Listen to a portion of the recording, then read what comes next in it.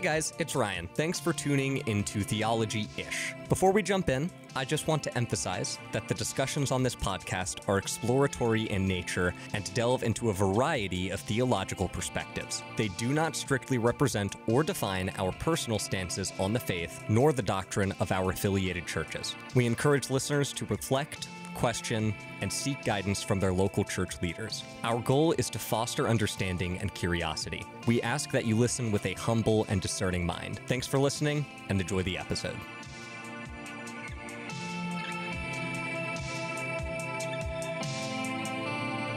Hello and welcome to Theology-ish, your favorite theology podcast. I am one of your hosts, William Berry, and today with me, as always, is my co-host, Ryan Kelly.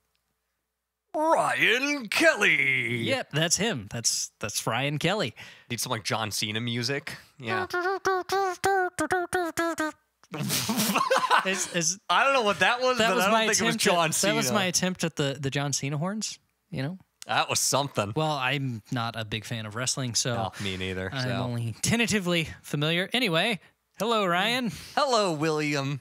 How are you? I am fan-freaking-tastic. How are you? I am good. Pretty hungry, but I'm good.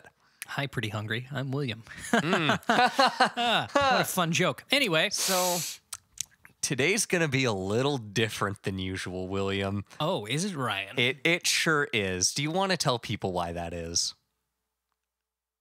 No. Oh, okay. No. I guess I'll do it then. No, I'll do it. So today we are going to be talking about something a little bit different than our other topics. Last episode was a bit heavy, as we talked about Satan, and the episode before that was also a bit heavy because we talked about Nazis. So this episode, we're going to do something a little bit lighter, and we're going to talk about Star Wars. Yeah, so I have an excuse for this episode, I swear. It's not a good one. Well, I mean, but, you know, what are you going to do?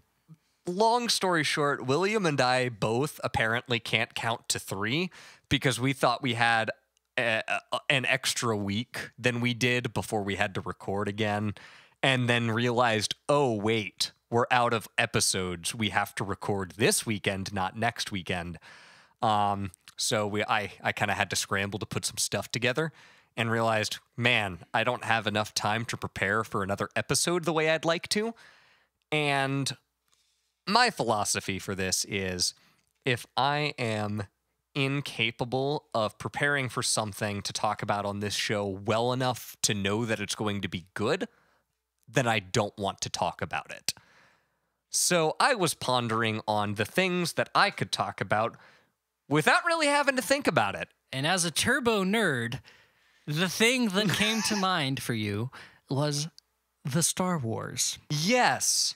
So I thought it would be fun to do a goofy little episode where we draw some religious comparisons to the Star Wars universe. We talk about the religious symbolism and the theology therein. Yes, because anyone who's watched much of Star Wars will know that there's actually quite a bit of that. They based a lot of stuff in the Star Wars universe on real-life religious groups and belief systems. And allow me to put in a caveat. Yes. I've seen some of the Star Wars. Yeah, so let's start there. I have seen every conceivable Star Wars thing there is. I've consumed all things Star Wars. Every movie, every TV show, every video game, a few of the books and comics from over the decades. Not all of them. Turbo nerd. Yeah, Star Wars is like my favorite thing on planet Earth. How about Lego Star Wars? Dude, I love Lego Star Wars. It's so good. All right. Y'all can't see it, but William can.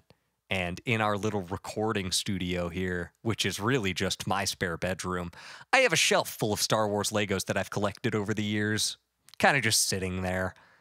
I've spent more money on those than I should have. I love Star Wars. I fell asleep halfway through episode 4. I saw, I think, all of episode 1.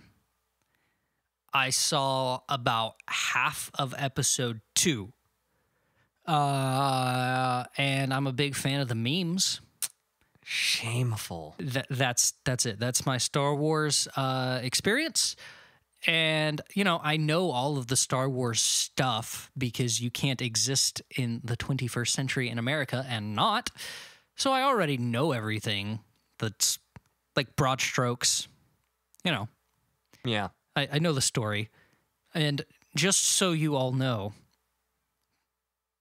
I'm not going to watch them. So you don't have to email me or leave comments telling me to watch Star Wars because I'm not going to do it. I'll take it a step further and just put it out there. William doesn't like Star Wars. And my goal for the night is to convince Ryan that Star Wars is actually a neopagan psyop meant to convince you that Christianity is wicked and that you should also become a neopagan. Yeah, so basically William's just going to bag on Star Wars for like 45 minutes while I'm I going to talk point about out it. how it's not really a religious comparison and how it is intentionally malicious propaganda to make you question your faith. You've got some thoughts on George Lucas then, I'm sure. So let's get into it. Let's talk Star Wars. So if you don't know what Star Wars is, you've been living under a rock since the 70s because it's Star Wars. So I'm not even going to bother explaining what that is. It's yeah. Yeah, it's a space Disney, don't sue us. Yeah, it's a space opera sci-fi They never series. sing in Italian in the entire thing, No. and yet you claim it's a space opera. There is, however, an Italian alien with 4 arms that runs an Italian 1950s style diner in the Coruscant underworld in episode 2. Which is about the part where I turned it off. That's about the part, because he goes, well, Obi-Wan Kenobi, what do you know? And then he's an Italian-American. Have a seat! Yeah. Yeah, and he's like, oh, I haven't seen one of these in a long time. Yeah, so it's a space opera sci-fi flick series. Now, I'm going to put this out there right here and right now. Disney ruined Star Wars. Disney made Star Wars the worst. I hate Disney. And I hope that Disney goes into bankruptcy as a result of that. I know they won't, but I hope they do because I'm so mad about it. And I could do an entire episode just bagging on Disney Star Wars and how it took everything good about Star Wars and ruined it. But we're not going to do that today. Somehow, Palpatine returned. Yeah, there's... See, this is a great thing about me not being a Star Wars fan. My blood pressure didn't go up when I said those words. Oh, mine sure did. But I can see the vein popping out of Ryan's head. Jesse, I'm going to ask you to do a little editing right now. The discussions on this podcast are exploratory in nature and delve into a variety of theological perspectives. They do not strictly represent or define our personal stances on the faith, nor the doctrine of our affiliated churches. We encourage listeners to reflect, question, and seek guidance from their local church leaders.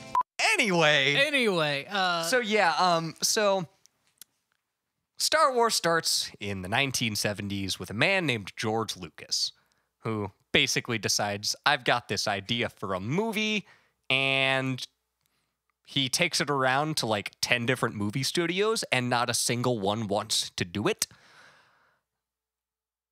And the only studio that greenlights this project is 20th Century Fox. Now, I don't know how much you know about the history of 20th Century Fox, William, but in the 1970s, they were financially down under and doing very bad. They were, in fact, on the brink of shutting down because they were doing so bad. That was the only studio that would greenlight this project. And, you know, while I understand that the OG trilogy is widely considered one of the best trilogies ever put to the silver screen, yes, despite the fact that Yoda is voiced by Grover from Sesame Street and sounds like Grover if he had a stroke. Despite this, the little green space frog raked in the Him and his cash. ketamine addiction. Yeah, he had to feed his... addicted to ketamine, I am. 50 grams I will inject. Willing to do terrible things to feed my Anyway, yeah, so yes.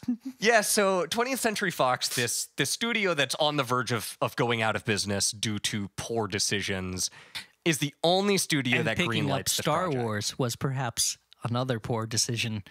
I mean, it paid off for them financially in the end. yeah, But I'm just saying, like, culturally, are we really better off as a culture for having had Star Wars? Culturally, no, and I think that much is fair to say. As a society, outright. the decline of the Western civilization was started by the greenlighting of Star Wars Well, by 20th Century Fox. that's a little strong, but you're not wrong entirely. As much as I love Star Wars, what it has become and the things that it has given birth to are bad, unfortunately. But let's move past that. To how in New Zealand, Jediism is a real religion that people can go and participate in at the Jedi Temple there, and how the fact that George Lucas instituted a new religion in the world, on purpose or otherwise, means that there are just that many more people who are not following the gospel of Jesus Christ, Ryan. It's true. So which would you is say unfortunate. would you say that it's a net positive?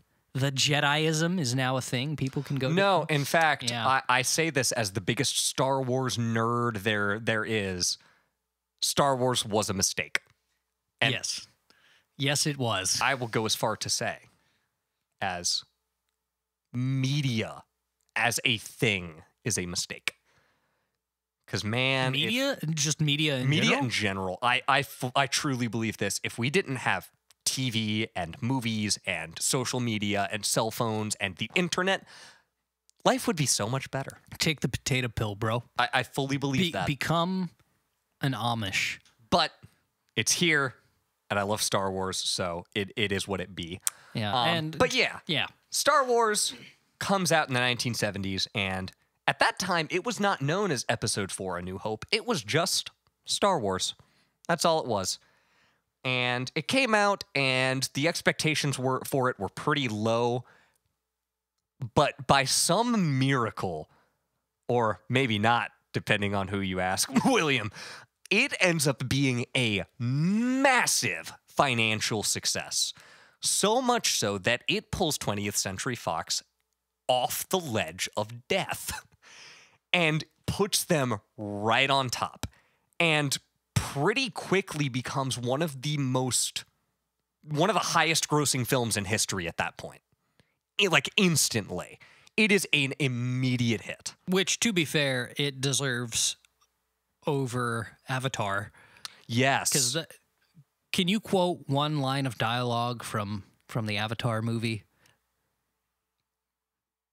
No. No, you can't. I can name a single character from that movie. I can't which even is do the main that. character whose name is Jake. I That is had all no I idea. know. And that is the highest grossing movie, or Yeah, it one is. of them. It still It is. still is? It lost it for a minute, but then they re-released it in China to get it back, and it worked. I've So- never known anyone that's like a fan My of wife. that movie. Really? Grace loves that movie.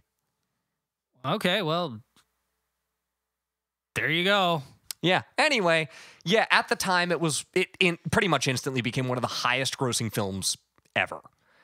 And so George Lucas is like, man, that was great.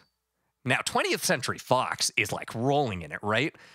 Sam Witwer, who is a very prominent figure in the Star Wars community for his voice acting talents within the whole Star Wars thing. What is he Yoda? No, so he first got on in one of the video games, The Force Unleashed, playing the main character, yeah. Galen Merrick, a.k.a. Starkiller. Yeah. He also voiced Palpatine in those games. I had the PlayStation 3 version of that game. Yeah. It was fun. He later ended up voicing Darth Maul in the Clone Wars TV series, as well as the Rebels TV series, as well as Darth Sidious in those shows as well. he's been doing Star Wars voice acting for decades now. Very talented voice actor, love him to death. He loves to tell this story of how 20th Century Fox is out here popping champagne because, man, that Cleopatra movie or whatever we did was awful and we were about to die. But, man, this Star Wars thing, it's going great. We're on top of the world, baby. And so they're like, no, we should do a sequel. We should do a sequel to Star Wars. And they're like, yeah, let's get a sequel going. It's going to be great. And there's this lawyer in the back of the room just sweating as he's holding the contract to Star Wars. And they're like, Jerry, get over here, man. We're popping champagne. What are you doing? We're going to do a sequel to Star Wars. And he's like, yeah, no, we're not. And they're like, what do you mean, no, we're not? And he's like, well, I've got the contract to Star Wars here. We don't own Star Wars. We don't have the rights to make a Star Wars sequel. And they're like, what are you talking about? And he goes, the thing that we signed? George Lucas held all rights to any future Star Wars projects and all things that fall under that in perpetuity. We can't make another Star Wars movie. So George Lucas says, I'm going to independently produce the sequel to Star Wars. Which he can now do because he's rolling in it. Yeah, and he's like, check it out, guys. We're gonna go to this ice planet called Hoth, and Luke's gonna use the Force, and it's gonna be great, and all this stuff, and 20th Century Fox cries. They cry a lot. And rightfully so, because the sequel to Star Wars, Episode 5, The Empire Strikes Back, is even more successful than the first Star Wars film. And that's the one where he climbs inside the space cow, right? Yeah. He lives inside the space. Is this the one with the worm? Worm. The big worm on, like, the planet? If memory serves, yes. That It's in an asteroid. 1970-something looked great. Yes. But in modern times looks like a really dinky puppet. Yeah. It looks like a puppet, and it kills me. You can see the little wire that they're dangling the little spaceship on as the worm tries and eats it. Yeah. Yeah. I believe that was episode like, 5. This is entertainment? Yeah, that was even more successful than the first film.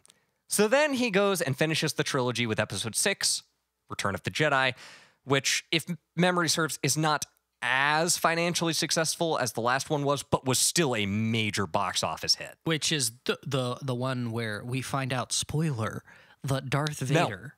No? You find that out in episode 5. You find that out in episode 5? At the end of episode 5, there's a showdown between Luke and Darth Vader on Cloud City where they fight, and then Luke loses his hand. Right. And then he's like, Obi-Wan lied to you about your father. And he's like, he told me enough. Doesn't Vader die at the end of that? No. No? Vader doesn't get killed by Luke? See, this is why you need to watch the movies. Well, I'm not going to. I really No, don't they care. fight. Luke loses his hand. He's like, Obi-Wan told me enough. You killed my father. And then he goes, no, I am your father. And then Luke screams, no! And then Vader goes, you know it to be true. Search your feelings. And then they go back and forth a little bit. And then he's like, join me, and together we can rule the galaxy. And then Luke decides to jump off of Cloud City into a tube Space instead. Hitler Jr. Yeah, we'll get into that in a little bit. That's in episode 5, you find that out. And then in episode 6, that whole movie is pretty much about Luke redeeming his father and trying to bring him back.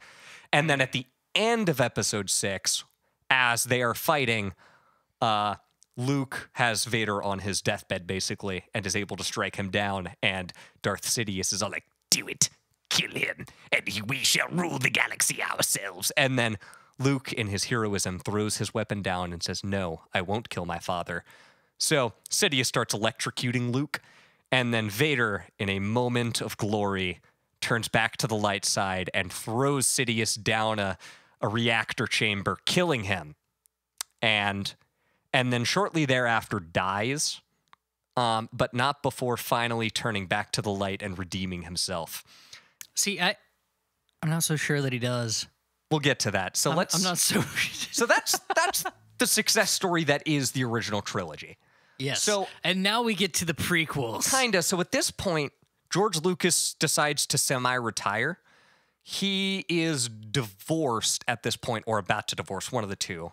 Which just shows how much reverence he has for holy things, because he did not maintain holy matrimony. Yeah, and in the process of all this, decides to take a break from directing and adopts 2 or 3 kids, I think.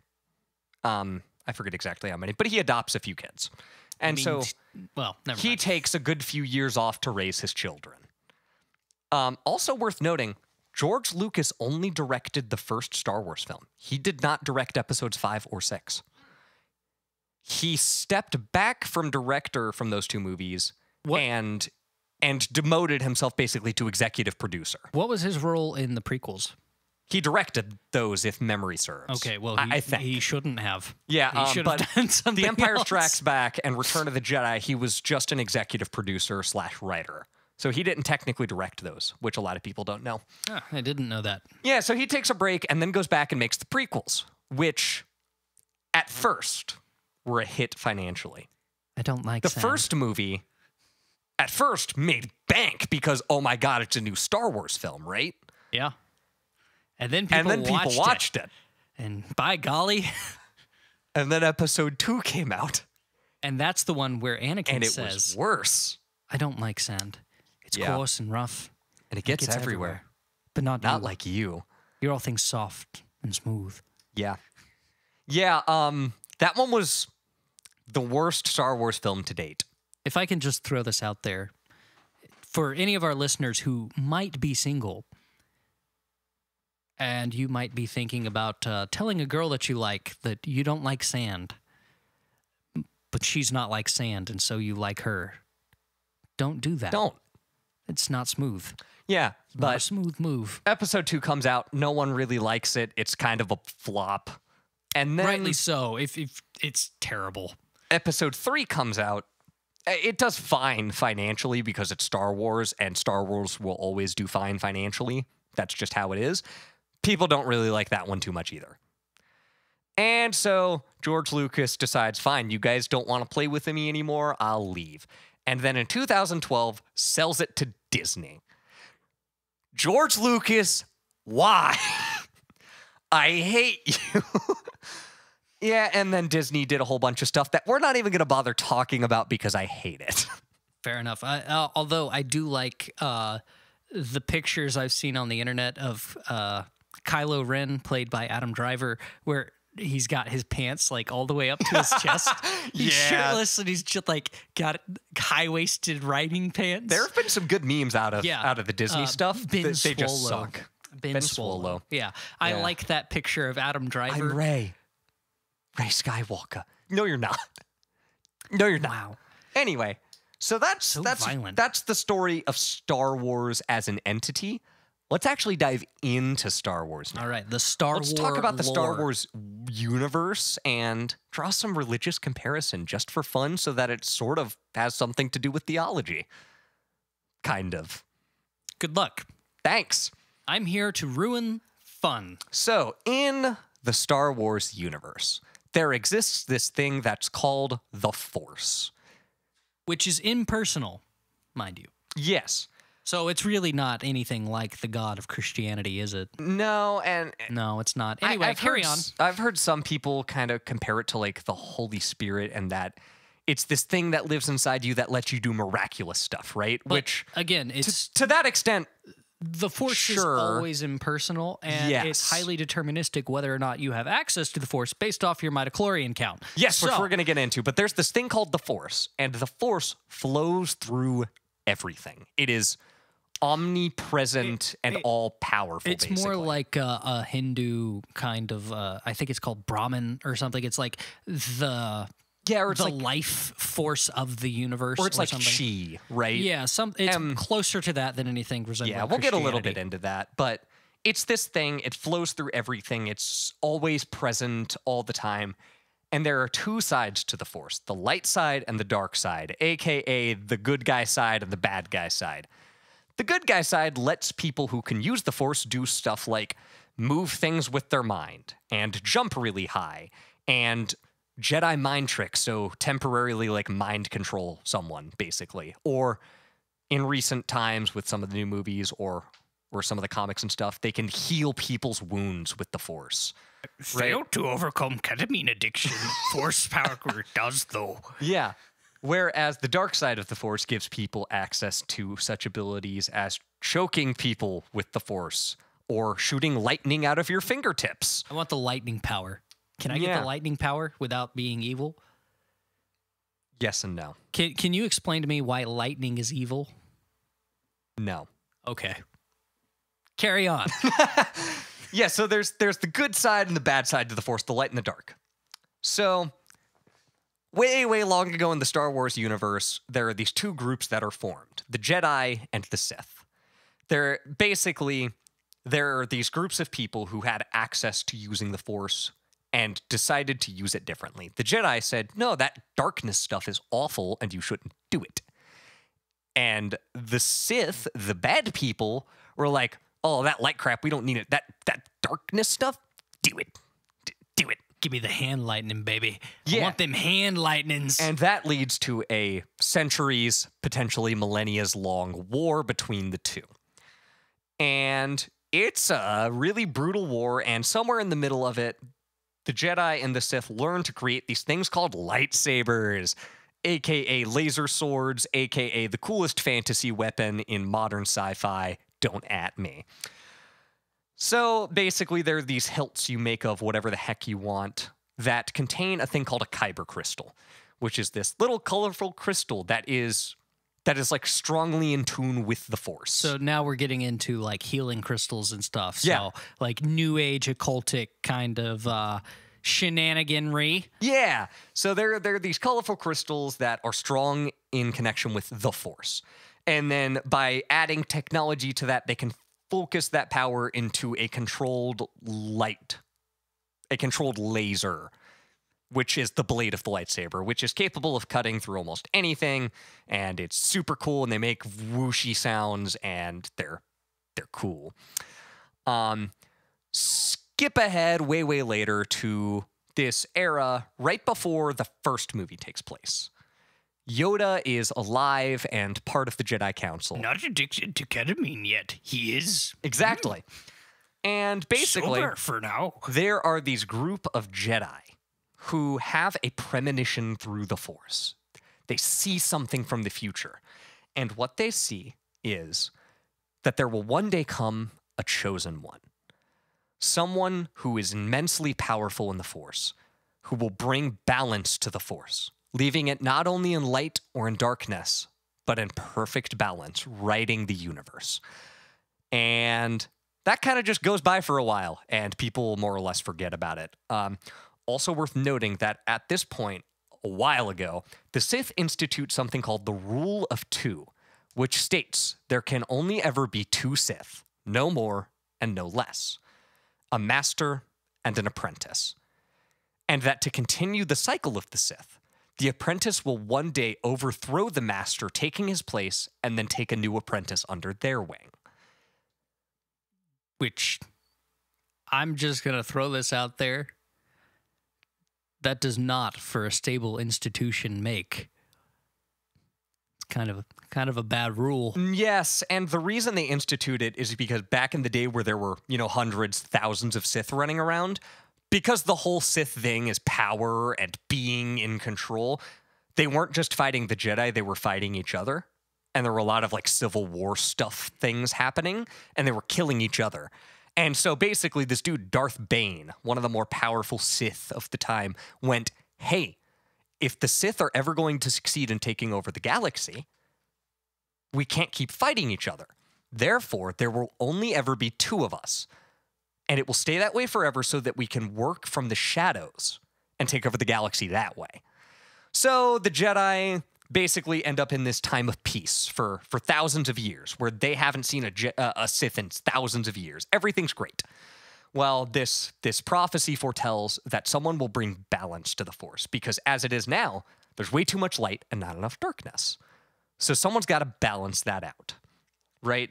Which is, again, definitely not in accordance with anything of Christianity. No, but the Christian ideal is for everything to be... We're just going to accept that's how it is. Commiserate with the good. Yeah, we'll just accept that's how it is. We'll just carry on with your neo-pagan propaganda. Yeah, so fast forward to the time of the movies. And the Jedi Order can be very closely associated with Buddhist monks. and this is our first religious comparison here, is that George Lucas has talked about actually how he specifically designed like the Jedi as an entity, as an organization to reflect Buddhist monks. That was his inspiration for the Jedi. So the Jedi are all about meditation and finding inner peace with oneself and with attunement with the Force, aka chi, or, whatever energy that Buddhists believe in, and that kind of thing. So the Jedi are basically space Buddhist monks who have access to magic Force powers. That's what the Jedi are. Right? Yes. And in some ways, I guess you could look at the Sith as, I don't know, Satanists a little bit to an extent. I was going to say space Nazis. Yeah, space Nazis is a good one. Space Nazis. Basically, we're going to use the Force to further ourselves and accomplish our own goals, and that's going to be that. So that's the Jedi and the Sith. They're space monks with magic powers because reasons. And space Nazis who also have magic powers. Yes, because reasons. And that's when we get into midi-chlorians, which we're not going to talk a lot about. But basically, George Lucas retconned the Force in Episode 1 and said, yeah, actually, everyone has these microscopic organisms in their bloodstream called midi-chlorians. And the more of those someone has, the more likely they are to be able to use the Force. And the more of those someone has, the more powerful in the Force they are. Which is why in Episode 1, Anakin has, quote, the largest midi-chlorian count I've ever seen in a living being, more than even Master Yoda, who is the Grand Master of the Jedi Order. Yeah, so Anakin... And is like 900 years old. Anakin, the little slave boy, who Padme, who's like 20, is like... She's 16. 16, fine. He's... like 10, 9, 11, 8. I want to say, somewhere around there. He's 10 or 11. She's 16. She is too old to have a crush on this little boy. Yes.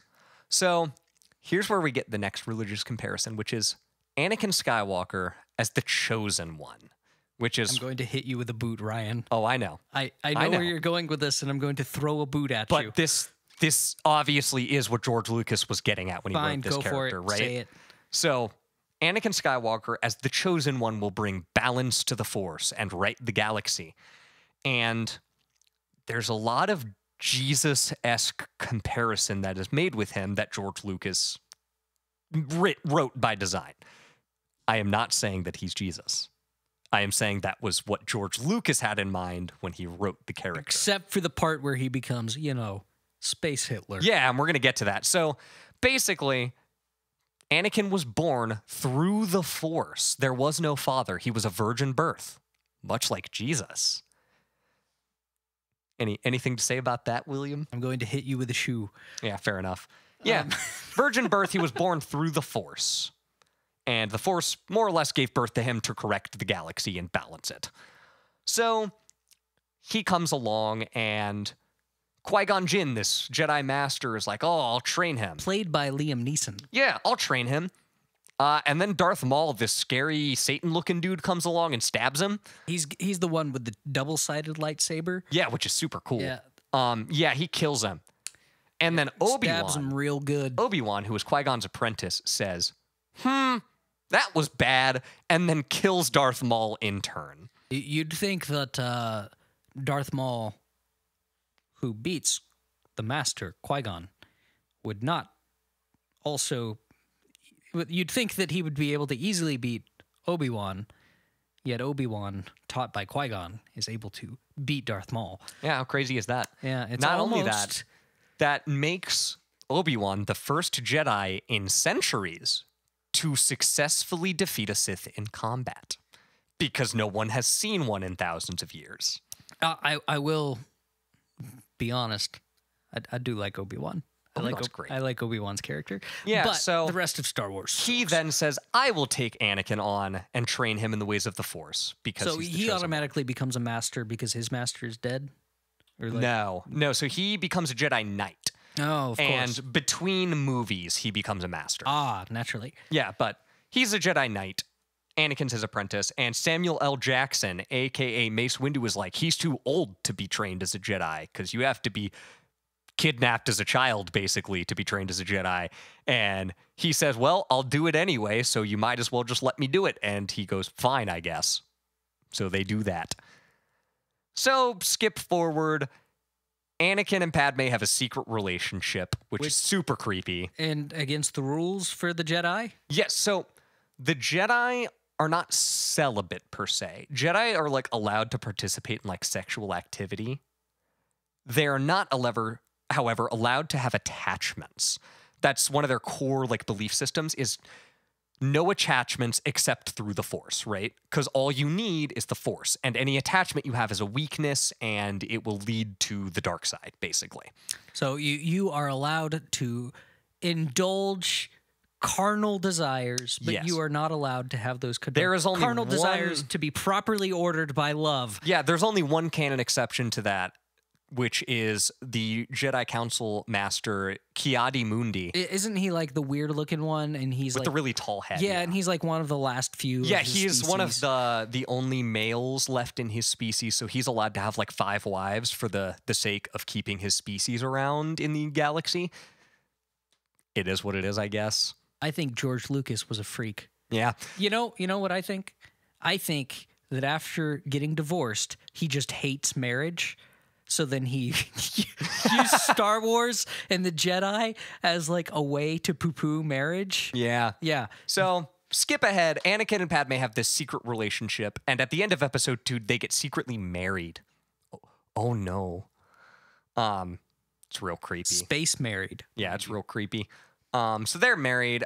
During the events of episode 2, basically Count Dooku, who was Qui-Gon's master, so Obi-Wan's master's master, he turned to the dark side, and he's working with Darth Sidious as his new apprentice after Darth Maul is dead.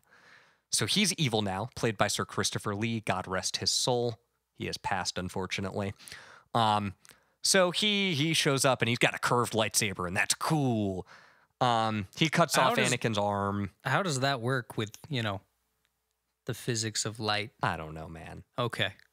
Well, the blade isn't curved. The hilt is curved. Ah, the hilt. Okay, yeah, that's sort of like fine. a saber. That's like fine. an actual Okay, saber. Yeah. All right. Yeah, carry so on. he cuts off Anakin's hand, and basically the Obi-Wan discovers a plot that was put in place that basically Darth Sidious, who he doesn't know is around at this point, is trying to start a galactic war in order to take over the galaxy.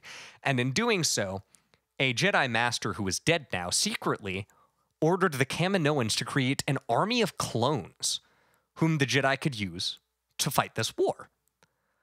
And he discovers that, and then the clones show up, and they fight a bunch of robots, and there's not really a winner or a loser necessarily. Yoda fights Count Dooku, who was Count Dooku's master, by the way, Yoda. They fight. Count Dooku runs away. Anakin and Padme get married. End of movie. And then the Cartoon Network original series, The Clone Wars, takes place in between episode. We're not going to talk much about that, but 3. the one thing I'll point out about that series is that there's the introduction of the Mortis gods, who are 3 beings who are one with the Force and symbolize a specific embodiment of the Force. There's the Father, who is the embodiment of the perfect balance of the Force. The Son, who is the embodiment of the dark side of the Force. And the Daughter, who is the embodiment of the light side of the Force. Anakin, in the events of that show, ends up meeting them, basically, and the father's like, I don't have much time left. You must take my place as the embodiment of balance. And then the son kills the daughter, so there's no embodiment of the light side anymore, and there's a power vacuum, and a whole bunch of stuff happens. But basically, it's just a way for them to say, yeah, Anakin's the chosen one. And that's all that is, basically. So skip ahead to episode 3. It's a few years later. Anakin is a Jedi Knight. Obi-Wan is on the Jedi Council. But not a master, mind you. No. Obi-Wan's on the Jedi Council. All is great. Oh, can I point something out real quick? Yeah. In episode 2, Anakin commits his first genocide. Yes. Yeah. They're like animals. So I slaughtered them like animals. And not just the men, but the women and the children too. And I hated them. he tells Padme this, and her response is, oh, Anakin. And then they get married. And she's like, oh, bless your heart. Oh. And then they get married. Yeah. So he's like, I did a genocide. Yeah, so and anyway. her response is, you're so quirky. Episode 3, the Clone Wars are at its end. The war has almost been won, right? All's great. Well, Anakin starts having these nightmares that Padme is going to die giving childbirth. And lo and behold, oh no, Padme's pregnant. What is Anakin gonna do, William? Commit more genocide. He sure is. That's his answer to everything. Come to find out, Chancellor Palpatine is Darth Sidious, the Sith Lord who has been pulling the strings behind the scenes the whole time Dun, dun, dun. in a position of government leadership. Do we as the audience already know this at this point? Or Yeah, because the original trilogy came out first and we Okay, knew who yeah. he was. Okay. It's the same actor and everything. So, Ian McDermott, great actor. All right. Yeah, so we know that. And Surprise, to be sure. yes, but And a welcome one. And over the course of the Clone Wars, he has been seducing Anakin slowly to the dark side, which you see. I thought you were slow going to say descent. something else. No, you see been his slow seducing. descent into evil, basically. And then at the end of the Clone Wars, basically, Chancellor Palpatine gets kidnapped. Anakin and Obi-Wan go to save him. Anakin defeats him. Obi-Wan's unconscious, and he's got him at his blade point. He's like, I could kill him. And so Chancellor Palpatine is like, good, Anakin, good. Kill him. Kill him now. And so Anakin's like, I shouldn't. Do it. It's not the Jedi way. And Palpatine's response is, do it. And so Anakin beheads him, despite the fact that he just cut both of his hands off and is completely disarmed. So I don't want to say in cold blood necessarily, but he straight up murders him. Well, he was kind of a, space Nazi. So. Yeah, but he straight up murders him. Well, so then they leave and everything's great. Over the plot of the movie. But, Ryan, yeah. you say that like Anakin is not known to straight up murder people. At this point, he's already done a genocide. Yeah. He killed many families. He murdered babies, Ryan. Yeah, so move forward, and the Jedi Council goes, you're welcome on this council, but you are not granted the rank of master. And he's like, what? That's unfair. It's ridiculous. It's outrageous. It's outrageous. unfair. Yeah. And then they tell him to shut up, and he's like, okay, sorry. And then some more stuff happens, and at the end of the movie, he fully turns to the dark side, and he's like, fine, I'll join Palpatine after he murders Mace Windu. And more children. Yeah, well, not yet. So Not yet. he Okay, becomes yeah. Darth Vader as Sidious so deems him, and then tells him, go kill everyone at the Jedi Temple. And he goes, everyone? And then Sidious goes, everyone. Then he goes in, and then you get that famous scene where all the Jedi start dying because of Order 66. Yes. Which is almost the evil number. I had a professor in college who gave us one exam every semester. Yeah. And he dubbed it Exam 66 because he gave it 2/3 of the way through the semester. So it's 66% of the way through. Also, he was a Star Wars fan. Nice. Not anymore because of the things Disney has done. Yeah. But he had been a Star Wars fan. Yeah, so Anakin turns to the dark side. He slaughters a bunch of children as well as not children. He just massacres the entire Jedi Order, basically. And then he goes to Mustafar to kill all of the separatist leaders to end the war for good. So he goes there and he murders them. Or he ends the war for evil. Yeah, so then Obi-Wan tracks him to Mustafar, the volcano planet, and then says, what have you done?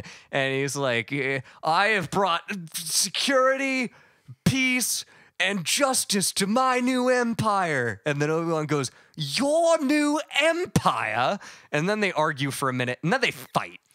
It's over, Anakin. I have the high But ground. not before Anakin chokes his wife almost to death. Yeah, His Padme. pregnant wife. He tries to kill his own wife. Yeah, so they fight, and it's a pretty even match the whole fight. At the same time, Darth Sidious is fighting Yoda.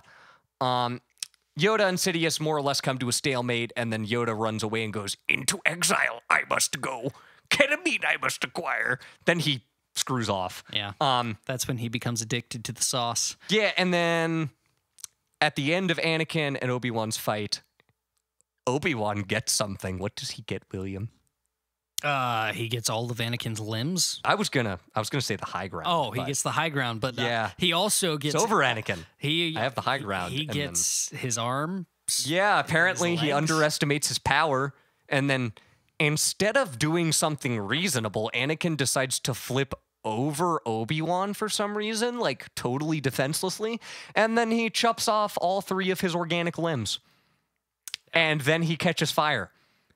And then he's like, "You were my brother, Anakin. I loved you," which is a really heartbreaking moment. Because if you recall, Jedi aren't allowed to have attachments. But snap. Obi-Wan still loved him snap. like a brother. And it hurts every time. And then he takes his lightsaber and he leaves him for dead. And I'm just saying, had he just killed Space Hitler then and there, he wouldn't have gone on to become Space Hitler. Yeah, so then Sidious shows up, he rebuilds him with robot stuff, puts him in a black suit, and now Darth Vader's here. And then he's like, "Where is Padme? Is she okay? Is she all right?" And then he's like, "It seems in your anger you killed her." No! And then Padme dies in childbirth, giving birth to Luke and Leia. So Who are important in the original trilogy. Yeah, so Luke is sent to a farm desert planet to be a slave boy, basically, like his father, and Leia is sent with royalty to be a princess. It's not clear which one of these children were preferred over the other. Yeah, so then we're going to fast forward through a lot of the original trilogy. All you need to know is that Obi-Wan has been watching over Luke. Luke becomes a Jedi. Obi-Wan dies fighting Darth Vader and becomes a Force ghost, because that's a thing you can do. Then Luke and Vader fight. Luke loses an arm, finds out he's his father, and then runs away. And then in the last film, he, after some training from Yoda on Dagobah, goes out to finally confront his father. Learn techniques. They fight, mind you, over the last about 20 or so years. Vader and Palpatine have been ruling the galaxy with an iron fist like space Nazis do. Yeah, Space Hitler. Killing a lot of people. They build the Death Star. They blow up planets. The Death Star explodes, so they build a second one. That one explodes too. Basically, Luke... They just keep building Death Stars, Luke and his ragtag group of fellows go after the Empire, and then in the process, at the end of it all, redeems Anakin and brings him back to the light side, who then finally brings balance to the Force by sacrificing himself. Now, I know what you're going to say, which is if he had just not become Space Hitler, none of that would have been necessary. No, I'm going to say, does he really redeem him? Does he really redeem himself? He still did like 4 different genocides, yes, and that I, as a non-Star Wars fan, am aware of. There's an in-universe explanation for why that had to happen. And the reason is, so if he never became Darth Vader, okay? If he never turned to the dark side and committed numerous genocides, right? In doing so, the way that it is, the Jedi are still around and there's thousands of them, and they're still just 2 Sith. There can be no balance as long as it's like that. So to bring balance to the universe, what he had to do was kill all the Jedi. And I hear you, but in becoming Darth Vader, he was fulfilling his destiny by massacring the Jedi. Hear me out. Make more Sith. But the Sith won't do that. Because become the leader of the Sith and just change the rule, man. There's 2 of you. Who's gonna get in your way? Yes, just make more of them, and you do the same thing. Would make more sense, but that's not how it be. Yeah, and so that's why he had to become Space Hitler, and it's awful. And then at the end, what we end up getting, what George Lucas ends up putting on a silver poo-poo platter for us, is that eugenics are cool if there are too many of a particular type of people. Yeah, and then he sacrifices himself, killing him and the Emperor, leaving only Luke as the sole remaining Jedi. Well, somehow Palpatine returned. Yeah, and we're not going to talk about that because as far as I'm concerned, those aren't canon. But basically, the whole saga is just the story of this sad little slave boy who turns into Hitler and then turns into Jesus kind of at the end of it all. And not really. at the end Not of the really. day, does become the embodiment of the balance of the Force as a Force ghost. And now there's some other stuff going on with some of like the Disney shows and stuff where he's back and doing some cool stuff that's actually pretty good because some talented people are working on it. But the Disney movies can go screw themselves. So that's the story of Star Wars in a nutshell. Slave boy Hitler turned Hitler turned Jesus again. And yeah. So, Ryan, now that here we are at the end of this, Yeah. care to explain to me what this has to do with theology? Well, Anakin is meant to be a representation of Jesus turned No, Hitler. he's not. I mean, he is. That's the intention. It's bad, but he's Space Jesus turned Hitler turned back into Space Jesus. Or George Lucas conceptualized Hitler as a sort of chosen one and then presented that in the guise of Darth Vader.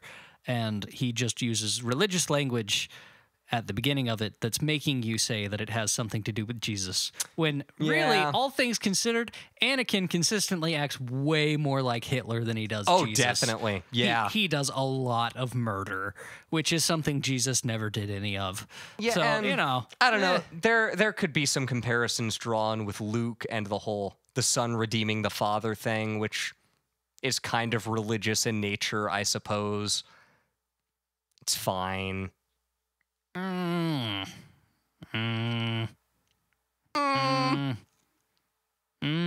think it's probably healthier to enjoy Star Wars as a fun little thing that involves Jar Jar Binks going Unfortunately. Misa in space. Yeah, and really And the biggest that's comparison as far as we should go. the biggest comparison there really is to draw is just that the Jedi are basically space monks, and they do space monk things like meditate and seek inner peace like real life monks do, which is cool, I guess. And there are various other like religious groups in Star Wars that we could talk about, like the Witches of Dathomir that use the dark side of the Force to use magic. They're probably more akin to like Satanists and occultists who do magic. Sweet. I mean, they're so Darth Maul was raised by them. He was born on Dathomir. His mother, Mother Talzin, is the leader of the Dathomir witches. Is that why he's so creepy looking? Yes, that's what his race looks like. Oh, well, now I feel racist. Not specifically like the tattoos. Like they all get their own tattoos that look different. But they got like horns. They all have the horns and like the red skin okay. and stuff. Yeah. Well, then I feel less racist. But yeah, no. So they're even for his group of people, he's kind of a freak. Yeah.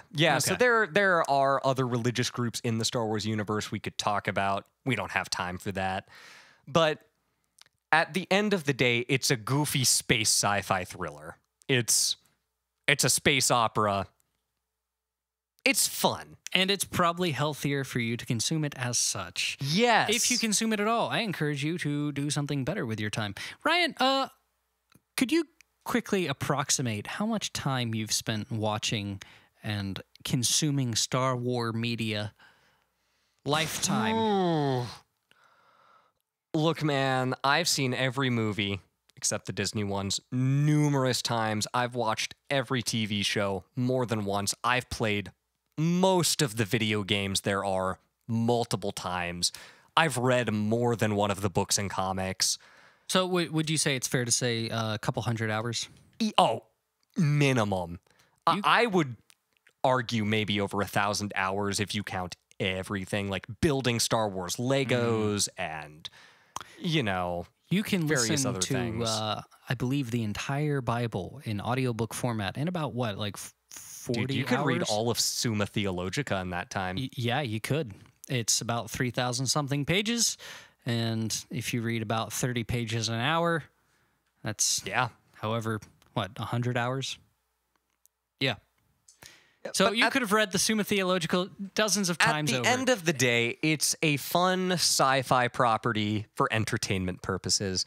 And I hold it very dearly. And I'm glad you like it, and I hope that I was able to ruin it for you just a little bit tonight. Well, a little more than Disney already everything did. you had to say I've heard a million times because it's Star Wars. And also, anything you could do, Disney's done worse already. Yeah. No one hates Star Wars quite as much as a Star Wars fan. It's true. All of these things said, thanks for listening. I hope you got something enjoyable out of this episode. It was different. Next week, we will be back to our normal sort of thing. In the meanwhile, please feel free to drop us a like, follow, and subscribe. Leave a comment. If you leave a comment on, or not a comment, a review on Apple Podcasts, we will read your review on the air. And so say nice things there or mean things, whichever thing you'd like to say, and we will give you a shout out. Yeah, let us know if you've got any other episode ideas that you'd like to hear, maybe similar to this one. I don't know. Yeah, if you want to hear enjoyed William talk about the theology of Herobrine in Minecraft for an hour. I'm not going to do that. Or, I don't know, man, I'm a big Kingdom Hearts fan. I could do like 10 episodes on that. I just got an aneurysm. Yeah. Or if you've got legitimate episode ideas for stuff that's actually theology any related. kinds of whatever you guys want to send us, please email it to us at theology-ish@gmail.com, and we will get back to you. And share this with someone who likes Star Wars and theology that you know, and, you know, they can listen to it. Yeah, thanks for listening to me rant for an hour. Yeah, thanks for tuning in, and we will see you next time. Bye.